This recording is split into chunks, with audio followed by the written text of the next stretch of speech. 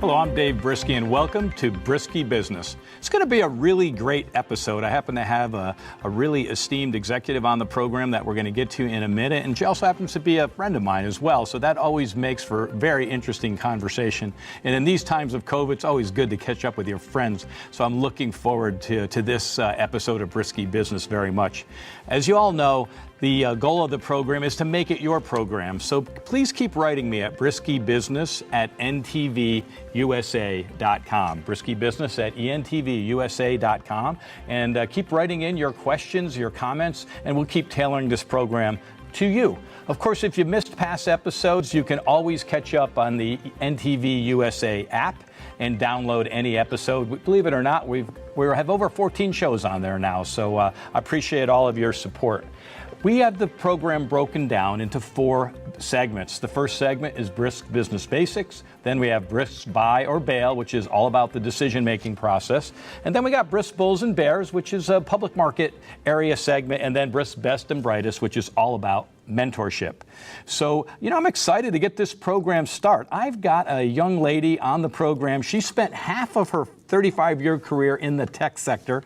In 1988, she joined Citrix Systems, managing global strategic alliances.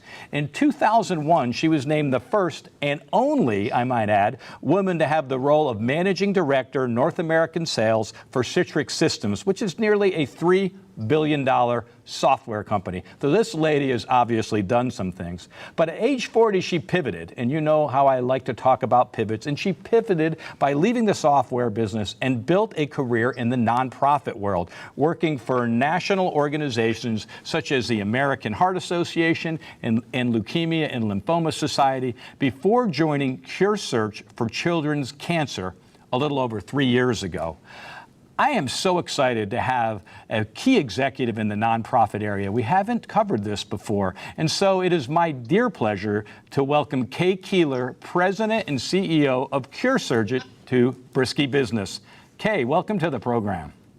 Thank you for having me on, Dave. I'm excited to speak with you. Oh, I'm so excited to hear about what you're doing with CureSearch and to pluck some of that wisdom out of your head of yours that is so interesting, because you're the first guest I've really had that has a split career. People get on a path, but in your case, you worked in the traditional business area and then pivoted into nonprofit. And it'll be fun to learn the differences and the similarities and all of that and gain your perspective.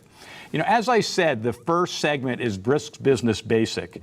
And it's interesting that you have this perspective that we discussed, and you are the first nonprofit executive. Why don't you help enlighten our listeners to the differences between the traditional business and the nonprofit business, because you have such a unique perspective? Yeah, I think one of the things that drew me to the nonprofit sector was the ability to bring that business experience to it. A lot of people start in nonprofit and spend their whole careers there. And while I think that's fabulous, I also think there are a lot of things you learn from being in a for-profit environment that are applicable. So, for instance, when you work in nonprofit, you are always looking for partners to do cause marketing with. And you're familiar with this, right? The Komen Foundation has been key at being able to draw relationships with NFL football and other organizations, and everything goes pink, right? And so understanding how to read annual reports, understanding how to read the for-profit sector's strategic initiatives based on the interviews that they're doing, whether it be on Squawk Box or whether in their reporting, is important to identify ways that your positions can align and to be able to bring value to both organizations. I would say that everything that you do as a CEO in for-profit, you also do as a CEO in nonprofit. I would say sometimes the pace is faster.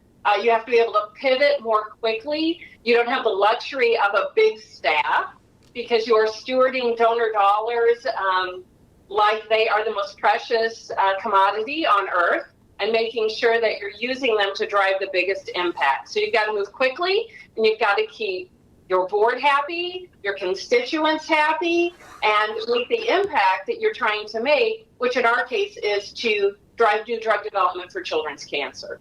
And that's a great, great cause, and I'm anxious to dig more into what you're doing there and what your mission is. But in this segment, let's talk about, I'm sure there's a lot of people, I know you hear about them. We started a foundation. I think you're aware that, our company has a foundation called Longevity Be the Change. You know my wife, and she's a director of that foundation. And it's an unbelievable lift. It is a different thing altogether.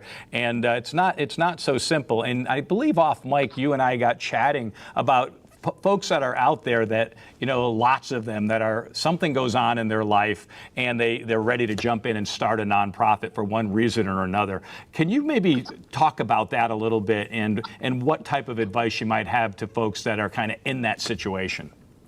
Yes, and I think there are two different entities that we're talking about today. When you talked about your wife, really it's around a corporate foundation and driving a social good around an entity that is making profits versus a family foundation where typically someone has been touched with a disease or some kind of tragedy in their lives and want to use that passion in a positive way. And so I understand the natural inclination to want to build something because no one is as passionate as you are. And that is 100% true. I cannot imagine what it is like to have a child with cancer or to lose a child to cancer, and funneling that energy, that anger, that grief, that passion into something meaningful, fantastic.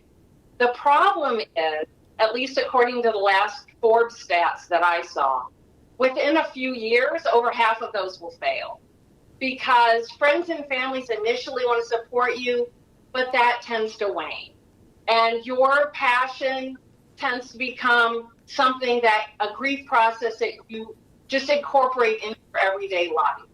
And so not having a strategic plan, not having solid leadership, not having the depth and breadth of experience leads half of those businesses, those nonprofits to fail.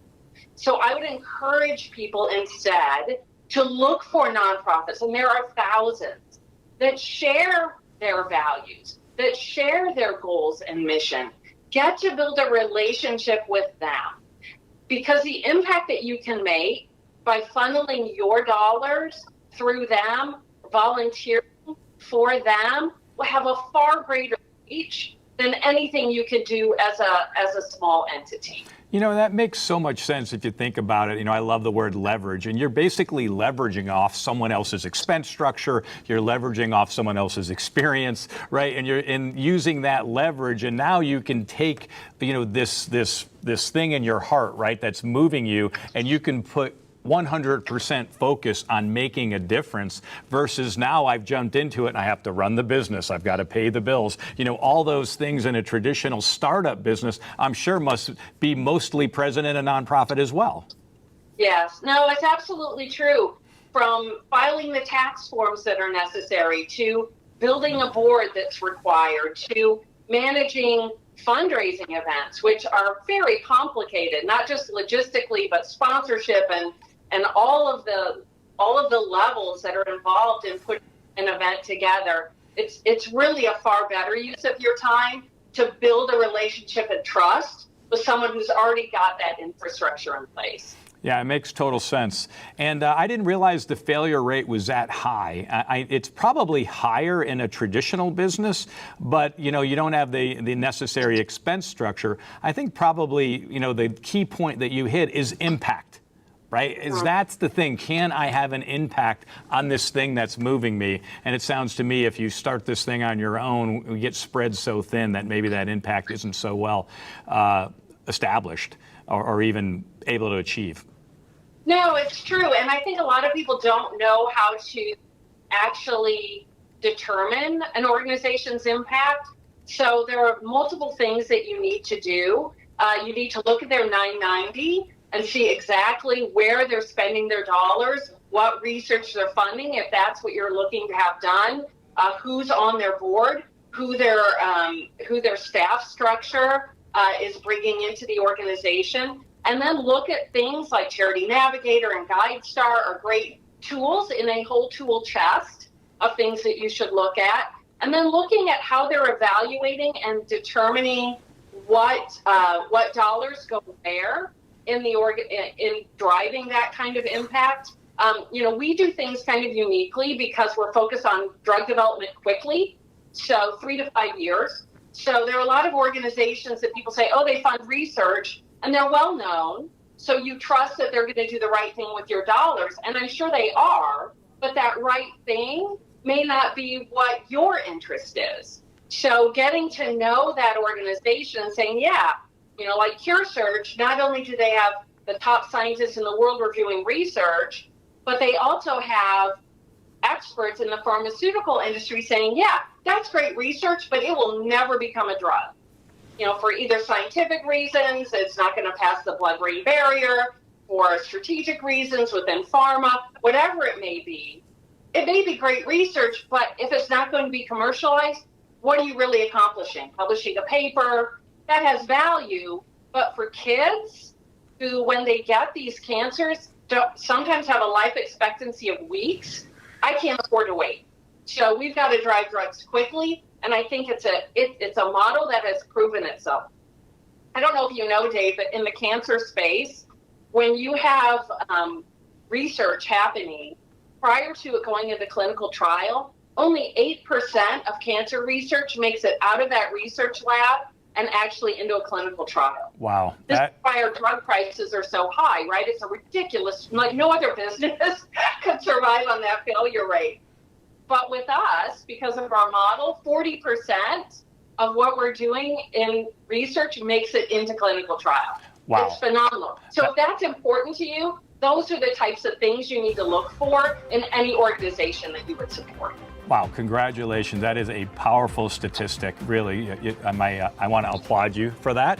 And I told you this would go by fast, and you're very, very interesting to talk to. So believe it or not, this concludes our segment of Brisk Business Basics. And we're going to come right back with our next segment, which is Brisk Buy or Bail. We'll be back with Kay Koehler right after the break.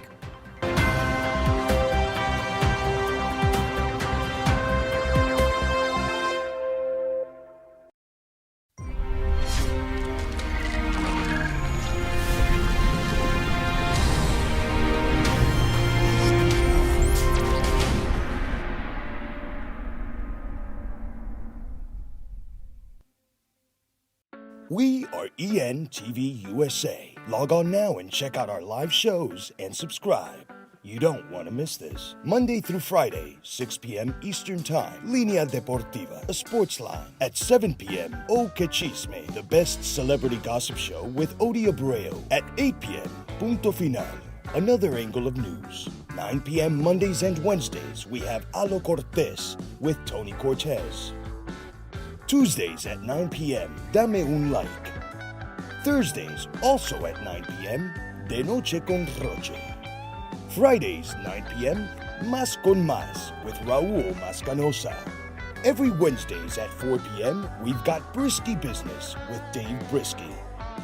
Followed by Inmigración en Fronteras with lawyer Irving Gonzalez at 5 p.m. This is our programming for ENTV USA from right here in Miami for the rest of the world. Con una vista, basta. Show some love and give us a like. As you age, the collagen that helps keep your body in optimal physical condition breaks down faster than your body can replace it. But now it's easy to give your body the healthy dose of collagen it needs with Collagen Creamer from Youngevity. It's a delicious vanilla-flavored coffee creamer that's packed with 7.5 grams of bovine-sourced collagen peptides. Youngevity's Collagen Creamer uses 2 types of collagen to better supply the protein needed to repair and strengthen the connective tissue in your body. It also supports healthy hair, skin, nails, and even bones. We've also formulated Collagen Creamer with MCT, healthy fats that the body is able to absorb and convert into an instant boost of energy. Add it to coffee or one of your other favorite beverages when you need it. Youngevity Collagen Creamer. Support for healthy connective tissue and more energy, all in a tasty vanilla-flavored creamer. To learn more, contact your Youngevity associate.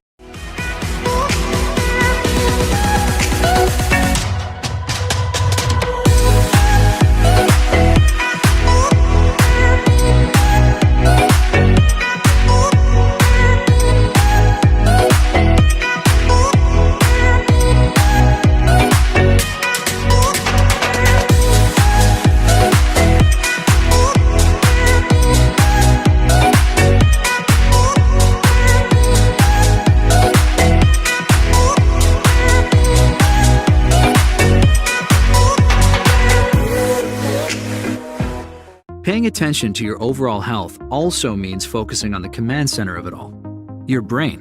Factors like stress, lack of sleep, poor diet, a sedentary lifestyle, and the bombardment of pollutants and toxins can all diminish brain and neural functions.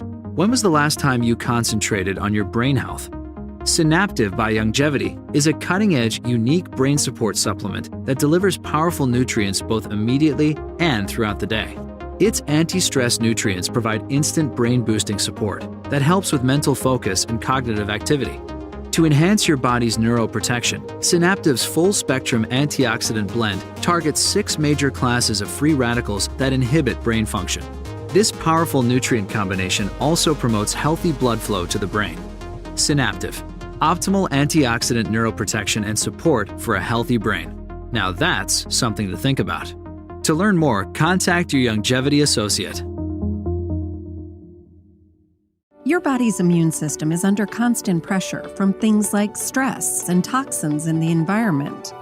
It's crucial to be proactive and support your immune system. Introducing fast-acting Zinc Plus Immune Support by Youngevity. Unlike zinc-only supplements, Zinc Plus Immune Support builds on the proven power of zinc and adds complementary nutrients, while our proprietary blend of natural fruit and root extracts provides the extra help your immune system needs to work against daily stressors. And we've included Youngevity's exclusive plant-derived minerals to give your body the minerals it needs but can't get from food alone. And because Zinc Plus Immune Support is delivered in a great-tasting, sugar-free, berry-flavored lozenge, it encourages quicker absorption of all these nutrients into your body. Zinc Plus Immune Support. Zinc plus the extra support your body needs to promote a healthy immune system. To learn more, contact your Youngevity associate. Stop the COVID-19. Maintain social distancing. The best way to prevent the sickness is to avoid exposure and to avoid exposing other people. Maintain a distance of 6 feet whenever possible and cover your nose and mouth with a handkerchief or mask when in public. Avoid hugs, handshakes, and big reunions as well as events indoors. For more information, please go to floridahealthcovid19.gov. This is a message from ENTV USA for the community.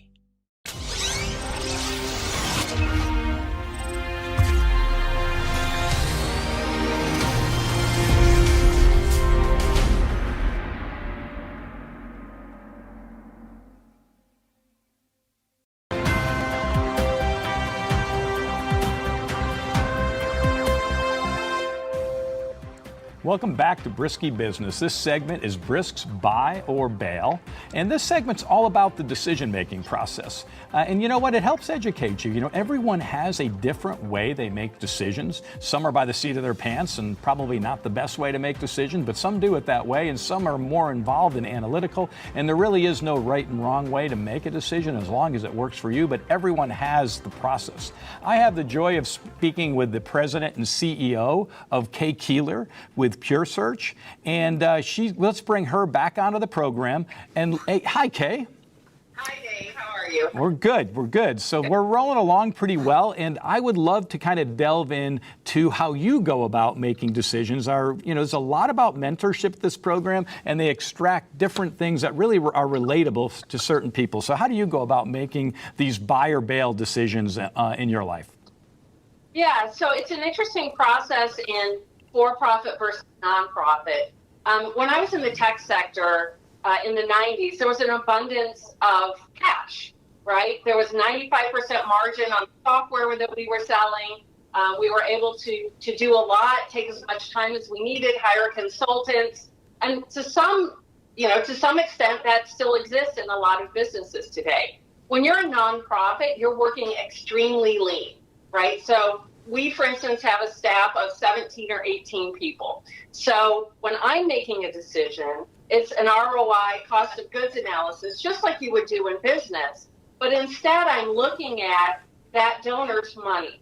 So I have people who may be making minimum wage, but have committed on a monthly basis to send me $10 or $50, right? So when I'm making that decision, I'm thinking about that person and saying, how can I be the best steward of that hard-earned dollar to make the most impact with it that I possibly can? And so as I'm looking at that, I'm looking at resources for one. So I have my staff, and their time is, as you can imagine, extremely limited. There is no such thing as even a 50-hour week in nonprofit. We work a lot of hours. So that time is incredibly valuable to me. I'm also looking at what will the impact be if I leverage those resources? Is it worth it? And do I have volunteer and donor support to make that decision? Because we can't do it alone. So I need to pull and engage my thousands of volunteers around the country, my volunteer board leadership. I need to engage my donors to say, yes, this is something we can get behind. We're fully supportive of it. And then once I have that, I can make the internal decision, as the president and CEO, if this is where we best put our resources and finances to make an impact on kids with cancer quickly. Wow, and you know what? The last statistic you threw out were 8% of pharmaceutical projects or R&D end up, I guess, a commercialized drug. Yeah. And, the folks that you're backing, I guess I would want to say, is up to 40%. I mean, obviously, your buy or bail decisions are working very, very well for you. So kudos to you. That is very impressive. And I'm sure our listeners are paying attention saying, wow, maybe I might want to take a look at what CureSearch is doing, because who wouldn't want to invest in better statistics and help more kids? So let's talk about your past. Let's stay in the nonprofit realm. You were with some pretty amazing nonprofits, so very, very large. And somewhere along the way, 3 years ago, I guess, and I remembered you thinking about retirement, but apparently that didn't work out. So for you very well, that thought process. So you apparently bailed on the idea of retirement, but you did make a buy or bail decision and you bought into CureSearch. Tell me why. Yeah, so I would say that anyone who's thinking about going into a nonprofit organization as a career path, going to a large nonprofit as your initial foray into that field is an excellent decision. The training from a large organization like HART or LLS is phenomenal. It will give you the basics you need to be in a successful career. And Dave, I mean, when I was growing up in the 60s and 70s, I didn't know about philanthropy. I don't know about you, but it was once a year knocking on doors, collecting for Jerry's kids, right? I mean, that really was all I knew about it was, muscular dystrophy and the telethon and trick or treat for UNICEF.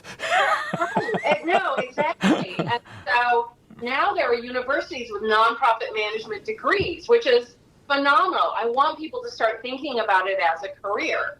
And so my path was, having done a little bit of nonprofit, 5 years in the 90s, doing events and understanding how to throw together a bike-a-thon and, a walk and ball and all of that, to moving into running a large, very profitable region where we could invest dollars in research, to looking at major gifts and working with the highest net worth individuals in the country, to then helping with estate planning, charitable gift annuities, and tax vehicles. I think gave me the broad-based knowledge that when this opportunity came along, I was ready to lead it. I was ready to lead it in a way that I hadn't been able to do in a large organization. You mean you didn't start off your career as president and CEO? Isn't that interesting how that happens? No, I had to pay my dues just like everyone. But I will say this, Dave, and I think this is really important when we talk about mentorship. As a woman in particular, there were many times where I did not give myself the value to the organization that allowed me to be an advocate for what I was worth. And I think that that's a trap that many of us fall into. And now being on the other side where I'm doing all the hiring decisions, right, I understand that this is a relationship that's valuable and has to work on both sides. And I appreciate when someone advocates for their work, when they can point to what they've accomplished and the value they bring to the organization. And I want to reward people for that. I think so many times we feel like it's one-sided, that the company has all the power, and we take roles. I took roles that had more responsibility, brought millions of dollars into an organization, and I wasn't compensated for that. So know your worth and advocate for yourself. Yeah, you know, that's interesting because I'm not sure there's that many people out there. I certainly would have known, especially as a younger person, that, you know, there is a real career path that can be, you know, lucrative, not only financially rewarding. And, you know, I'd like to maybe talk about some of the benefits if someone's thinking about maybe a path like that, but also maybe the emotional currency that probably comes with it as well. Yeah. So I think it depends on how you're built. So there are really two paths you can take in nonprofit. And we think about it as direct service versus systemic change. So direct service would be, I'm the kind of person who, if I see a homeless man, I want to go give him food. If someone needs to learn how to read, I volunteer for the Literacy Coalition and I help them learn to read. I'm more drawn to systemic change, saying how can I look at the global systems that are in place and either reduce barriers or support research or both, as we do at CureSearch, that's going to make a difference in the world. And so depending on who you are and what floats your boat, you can look at both of those paths. And I think that most nonprofits now are requiring a college degree. If you have a nonprofit degree, that's fabulous, but liberal arts will serve you very well in this kind of environment. If you like to engage on all cylinders really quickly, this is a great job for you. It's very fast paced, and the opportunity to move around the country, be transferred to live in different places, the opportunity to grow your skill set, the opportunity to use your creativity, your intellect, your initiative and drive are really excelled at this level in this kind of organization, and the career path can be fast. When you have talent and drive, you can move up quickly in a nonprofit organization and move from one to another, as I have done and others have done, to find exactly the right fit for you once you have the knowledge base. Well, that's interesting. And I'm sure, I would say there's probably a fallacy out there that the nonprofit world, I've heard people say, well, that's kind of like you're working for like the government, so to speak. You know, there's a lot of red tape. And I think it's anything but that. And so it's great that you remove that obstacle for people to understand, because, I love to move quick and really have drive. And it sounds like the environment that would be interesting for me. So we've got about a minute and a half, a minute actually. Tell me what makes CureSearch unique. Oh, I think what makes us unique is the fact that we are, as we talked about earlier, driving toward drug development quickly. There are a lot of children's cancer organizations. Some allow you to have a free hospitalization stay. Some fund research. We are solely focused on drug development, 3 to 5 years, because our kids can't wait. And so we need to be able to come up with some new alternative for them that doesn't cause congestive heart failure, other cancers as young adults, but leads them to have a long and healthy life. That is a very, very wonderful mission, and it certainly must put an awful lot of pressure on you and your team, knowing what is on the line for the people you're trying to benefit, the young children of CureSearch. So I'm super proud of you. I'm very, very proud of what you're doing there at CureSearch, and it sounds like you're doing a great job investing the dollars that come in for you in the right causes. So believe it or not, this is going to conclude our segment of Brisk Buy or Bail, and we're going to come back with Kay Koehler in Brisk Bulls and Bears.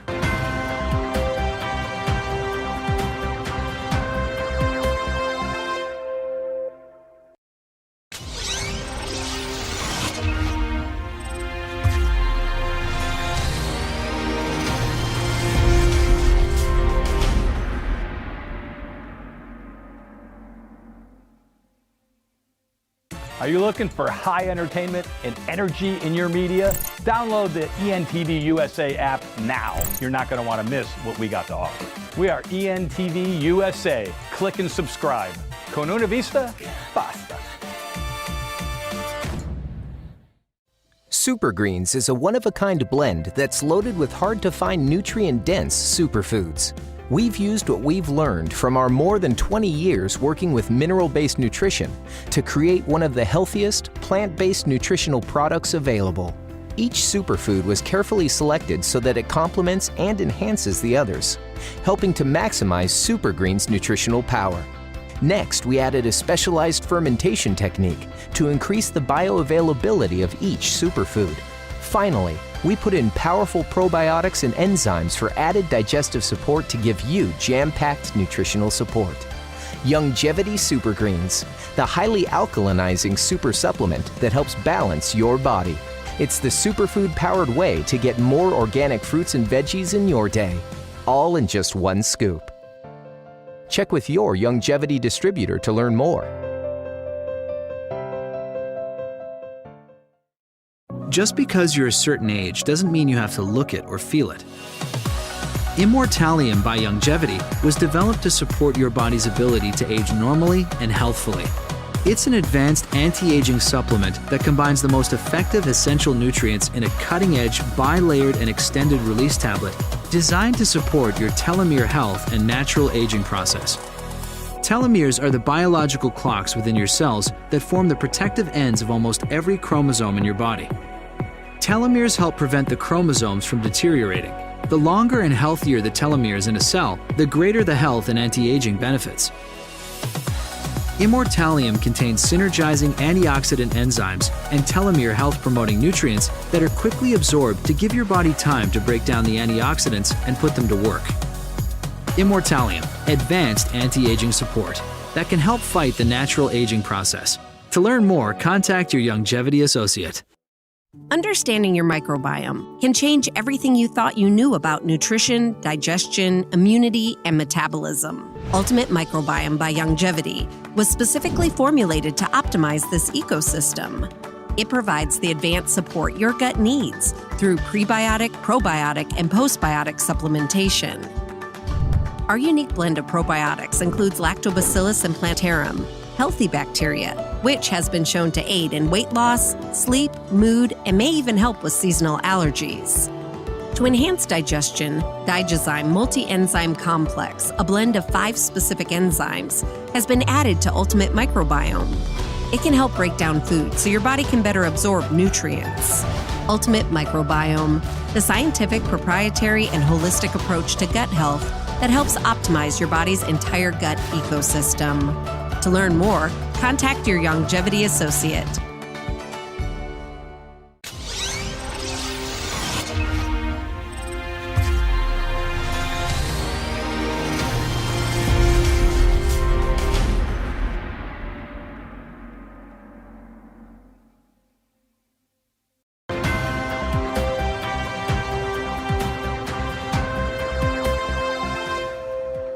Welcome back to Briskie Business, and this segment is Brisks, Bulls, and Bears, and this is where we try to demystify the public markets a little bit, and we're going to be able to draw some parallels between the public market and the nonprofit market, which I think is going to be very interesting. You know, we're going to bring Kay Koehler back onto the program. Kay?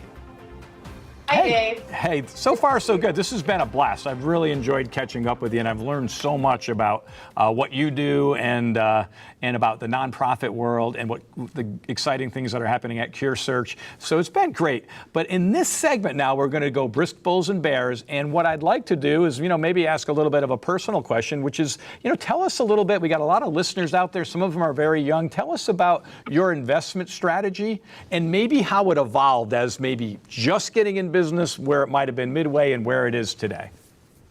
Yeah, so I think one of the benefits of being in a nonprofit environment is, and this is, I think, widely known, at least I hope it is, that the benefits of, aside from compensation, which, by the way, compensation is good, but aside from that, the benefits are great. So there are 401k matches, there are HSAs, there are opportunities to stash money away in a not painful way. So from when I was young, I was putting as much as I could, which wasn't much when I started, like all of us, in an IRA or a Roth IRA, and then as much as I hate the idea of owning a home and being responsible for repairs and everything that goes along with unexpected expenses, it really is a phenomenal investment. So at 31, I saved up just enough money for a down payment and bought my first house. And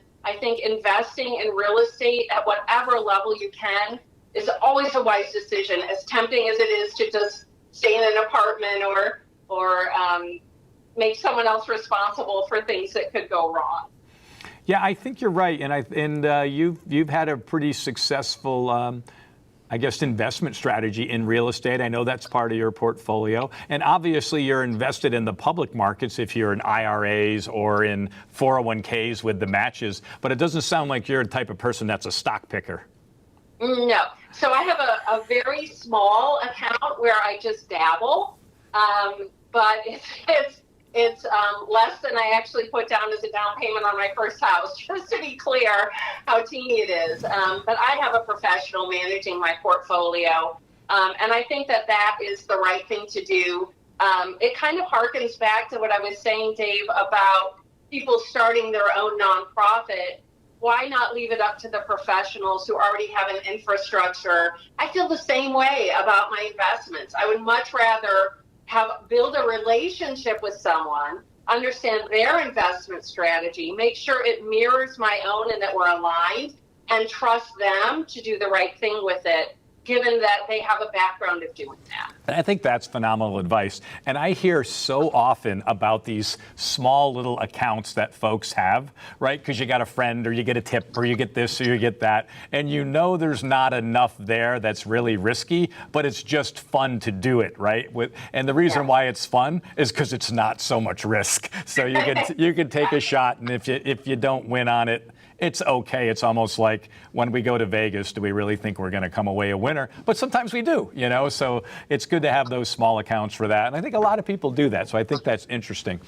As you were talking in the other segments about the differences between the nonprofit world and the traditional world, obviously most of the public companies are in the traditional space, and a huge amount of the wealth is invested in public company stocks. And the reason for that is because of the transparency, the public filings, and all of those pieces. But it's interesting to me that you said, and I want you to dig in a little bit deeper, that there is that type of transparency in the nonprofit world, which maybe people aren't aware of, which could guide their decisions where to put their hard-earned money for greater good.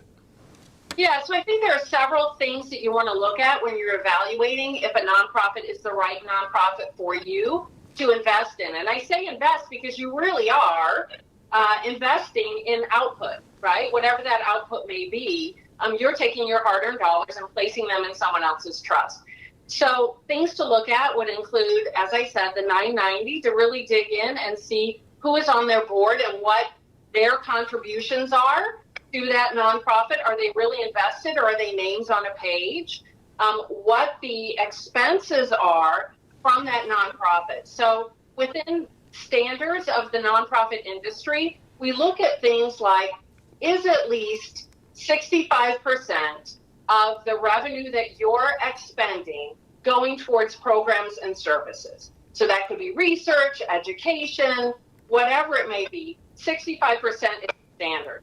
We happen to, at CureSearch, adhere to a standard of 70%. So we're making sure that 70% of the dollars are put in those kinds of entities. So that's one thing to look at. The other thing to look at is how much are they spending to raise their dollars? So you could have an amazing gala with celebrities and, Fergie as the band, but how much and it could raise $4 million. But then you look and you see, they spent $2 million, right, to raise that $4 million. So is that really where you want your dollars going? I think for most people, the answer is no. So take a look to see if that fundraising expense, again, the national standard is under 30%. We adhere to 25%. But take a look at those thresholds and make sure that you're not just looking at the shiny figures, but lifting up the covers to see how they're getting to those figures. And then you'll be investing in the right place. So is this information available in this 990, and is it easy to find? Yeah, it is available in the 990. And I would say some 990s are very lengthy. It's like looking at a massive tax return. So you can thumb through some of the pieces, but it is very clear when it goes to how dollars are raised, what expenses were applied toward those raised dollars, and the list of board members is clear, and the list of staff, key staff, and their compensation is also very clear on the 990. So there's, and that's interesting, and thank you for sharing that. I think that's going to help a lot of people, and they should. And I love that you took the national average, and of course, you're such an overachiever. You targeted to make sure you were in a better situation regardless what it was, and those are great goals. So my hats are off to you on that and the CureSearch organization. But let's talk about the I don't even know if we call him, but the donator, the guy that's donating the money or the gal that's donated the money, and they're wanting to make a difference. There are some benefits to that, right? I mean, it's not just like a typical expense when it comes to this. Yeah, I mean, there are a few vehicles that a lot of people don't know about. So we talk in nonprofit about accumulation versus distribution phase, Dave. And so accumulation is usually up to around age 50, where you're trying to accumulate wealth to be in a position to retire and be comfortable. And then at some point between 50 and 60, you turn toward distribution phase, where you really want to make a difference, right? And you have the capacity potentially at that point to do so. So you could do that by a straight donation to an organization. They should be keeping you abreast with regular reporting, with a designated person that is your relationship manager, keeping you abreast of how your dollars are being used. You could use an estate planning vehicle, a tax advisor, and come up with a charitable remainder trust, a charitable gift annuity. There are all kinds of tax benefit vehicles to also do good in the world and also have some tax savings. And there's recently emerged in the last 10 years the field of venture philanthropy, where we can get major wealth together to create a venture fund to invest in nonprofits to drive toward new drug development with biotechs and pharmaceutical companies. And those are having some phenomenal success in building really great venture portfolios where venture capitalists are getting some return, but also getting a social benefit from the work that they're doing. That's phenomenal. That really is. And that's great to see that that's happening, because there's such great need out there. You don't have to plug any company if you don't want to, but if you want to maybe even be more broad-based, and we've got about a minute and a half, are there any highlight films in terms of what CureSearch is so proud of in terms of a drug that may have come out that you want to talk about? I think that, if you look at where we're investing most of our dollars, unintentionally, it tends to be happening in brain cancers. And the reason that is happening is because we do have an intention of funding those brilliant breakthrough research projects that are flying under the radar or aren't getting the attention of other nonprofits. So we could, for instance, fund leukemia. We could fund a lot of leukemia research. 40% of childhood cancers are leukemia. But I don't want to duplicate effort. So I'm looking and saying, Leukemia and Lymphoma Society, they've got it. Unless something phenomenal that they're not taking care of comes our way, we're going to focus on those things that aren't getting that attention. And that's intentional on our part. We would rather be smaller and taking care of the rare diseases that come our way to help those kids who may not have any other venues. So we're working with AstraZeneca, GlaxoSmithKline, Lilly, all the pharmaceutical companies, all the best minds from Dana-Farber, Weill Cornell, Yale, looking at Memorial Sloan Kettering to ensure that we're driving those drugs to help all those kids. Well, that's really impressive, and it seems like you're focused on a group of young kids, children that might be overlooked if not for what you're doing, and that's a really, really great cause. Believe it or not, this segment just flew by again. Very interesting conversation. I've enjoyed the discussion. It's cool that we have a friendship as well, and it's just great to get caught up with you and learn a lot more about what you're doing and the great work you're doing there at CureSearch. So this is going to conclude our segment of Brisk Bulls and Bears, and we're going to be back with Kay Koehler in a moment on Brisk's Best and Brightest.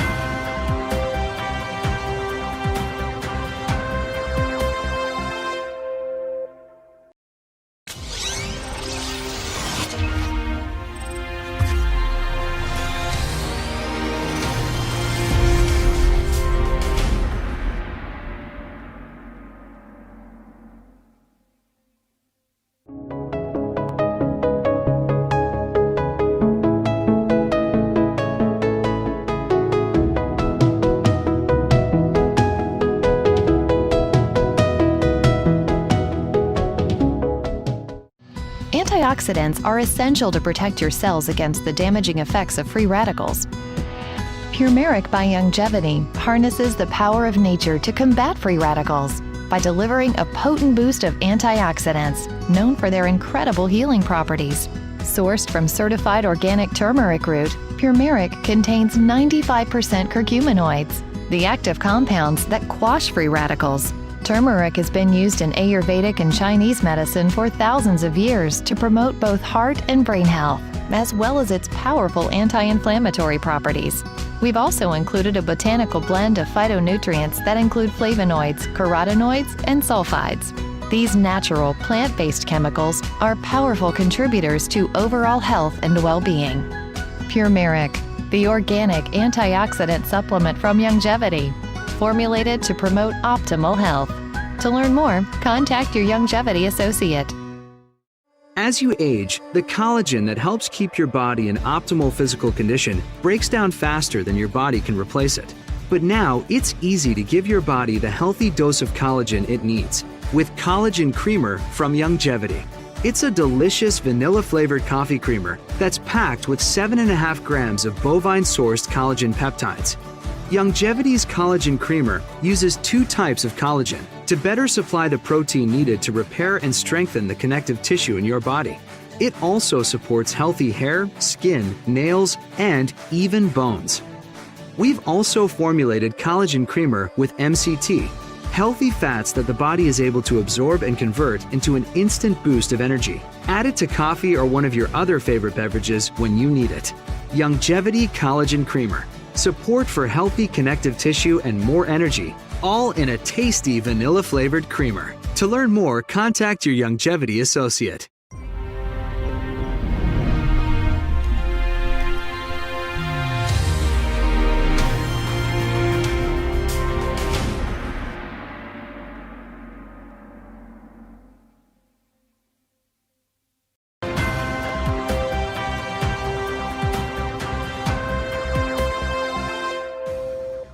Welcome back to Briskie Business, and this segment is Best and Brightest. I've been having a wonderful conversation with Kay Koehler, the president and CEO of CureSearch, and this section is all about mentorship. So I'm really interested to hear about mentorship in Kay's life and what she, how, if she was mentored and if she's doing any mentoring. So let's bring Kay back onto the program. Hi, Dave. Hey, so this is when we slow it down a little bit and, try to reach out and mentor some people. This is when I kind of take a nice sip of our wonderful coffee, right? I smell it in. And my wife picks out all the coffee for the guests, and she picked this mug out, especially for you. And it says, "Every day is a clean slate and a fresh start." And I know that fits the bill for what you're doing, and you don't know necessarily what's coming your way. So we appreciate those fresh starts that you're out there helping people every time you start something new there at your company. So thank you for that. So let's talk about the importance of mentorship. You entered the. Let's go back to, if you want to go back to the traditional SED, you can. But it's really been nice talking about nonprofit because we haven't done this before. So if you want to start there, maybe even better. And tell me about your early career. Was there mentorship available for you? And if mentorship is important for you now as maybe a mentor? Yeah, so I think it's interesting. Nowadays, you hear a lot about mentorship. It was not so much a thing, when I graduated from college in the mid-80s, and I'm happy to see that has grown. Unfortunately, I would say in for-profit and non-for-profit, I never really had a mentor, Dave. I kind of had to feel my way. And it's interesting in nonprofit because it is a predominantly female-dominated industry, except when you look at the executive level, right? So I think that it's really important for women who are executives to take that role as a mentor. And look, people respond differently to how they were treated coming up through their career, right? And so maybe you learned not to mentor, and so that has stuck with you, and you perpetuate that. In my case, I completely pivoted, and I know pivot is your favorite word, but I completely pivoted and said, no, I want others to have an experience of being mentored. I want people to have long and happy careers in nonprofit. They can be successful and do good in the world. So let me let me help them learn how to do that. And I would say, Dave, that it's not just me doing that, but my entire team. Because remember, we are a volunteer-run organization. So we're constantly mentoring people at the local level, helping them learn how to run an event, bringing them up through a volunteer org chart where they can actually have a career path as a volunteer, and mentoring them throughout that process. And when we do cause marketing with a large organization, like we've done with Mattel or Iron Hill or Kiewit, we work with their organizations to help them find volunteers that can be mentored within their corporate structure, because it allows them to show leadership skills that they may not have in their day-to-day jobs. Wow, that's really powerful. No, that's great stuff. And it's interesting, that statistic. You know that we've got a couple of daughters, and I'm obviously going to have a heart for women, maybe a little bit different than those that were men only. I was raised with two brothers, and so in a time when it was really a man's world. And once you get a couple of girls on your team, right, you're ready to. The women have to take over the world, and it sounds like you've been doing a pretty darn good job doing that. Talk to me about some of the mentorship that you're doing now, or are you associated with any organizations? Is it just within CureSearch? Tell me about how important it is to you, because you used that word pivot, right? And it's great that in your case, you didn't have a lot of mentorship going on, and you could have just kind of stayed on that path, but you decided, you know what? I can make a difference in other people's life, and you chose to. So talk to me about that.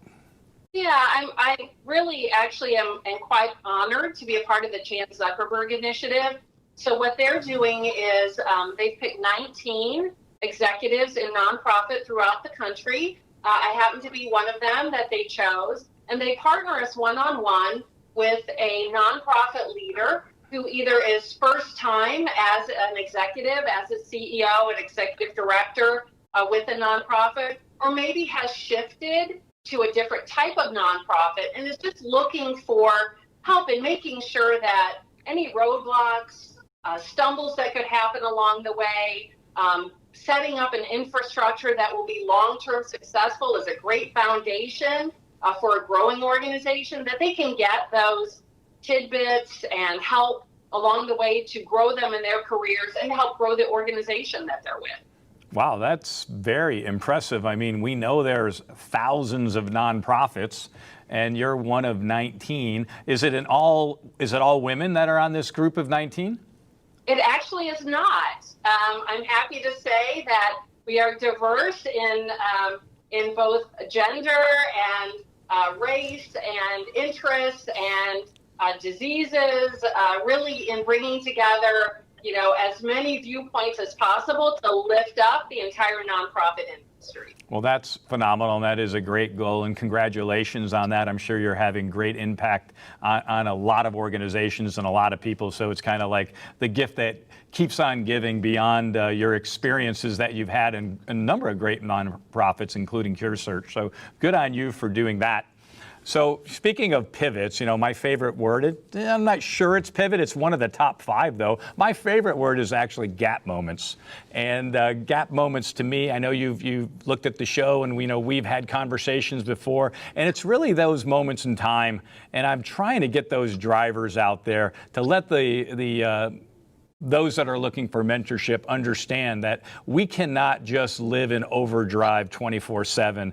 If we wait to plan our European vacation 2 years from now, and we're going to put on the calendar that we're going to have joy and happiness, within 700 days, we're going to live pretty miserable lives. So you're a driver. You talked about the speed and pace of nonprofits. What do you do on a daily basis to bring joy and happiness into your life? What are your gap moments?